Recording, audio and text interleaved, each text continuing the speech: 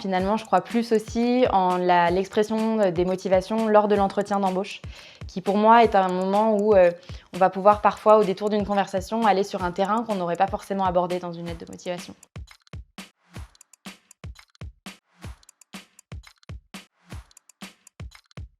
Je dirais la bonne personne au bon moment, au bon endroit.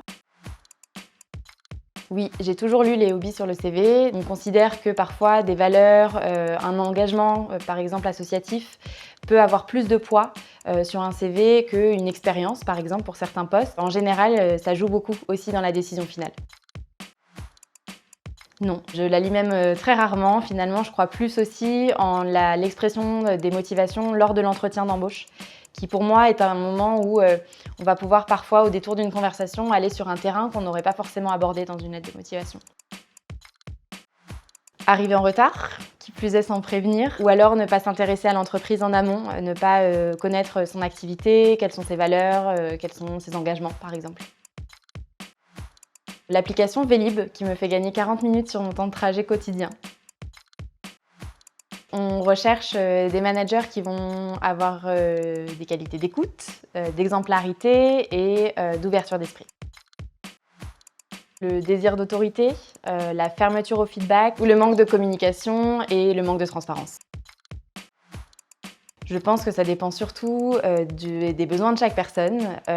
Pour ma part et la grosse dormeuse que je suis, je trouve que c'est une bonne idée. La décision réussie, c'est pas forcément une décision unanime, mais par contre, c'est une décision qui va venir faire avancer les choses. Oui, c'est une bonne idée, surtout quand on est dans une structure comme la nôtre, avec une population qui est très éparpillée dans le monde entier. Par contre, je pense que c'est vraiment essentiel que chaque personne puisse aussi prendre le temps qu'il faut pour déconnecter. Je dirais une bonne soirée entre amis ou en famille, et là je décroche vraiment.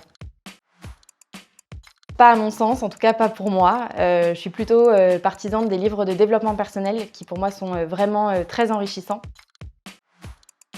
Je pense qu'il y a beaucoup de choses qui passent par la communication, par la transparence, par les échanges et on peut facilement réussir à retrouver l'engagement, le sentiment d'appartenance aussi des équipes par ces biais-là. Côté RH, on a aussi une newsletter qu'on envoie mensuellement dans laquelle on traite par exemple du bien-être au travail avec des petits tips qui peuvent être utilisés facilement par nos équipes.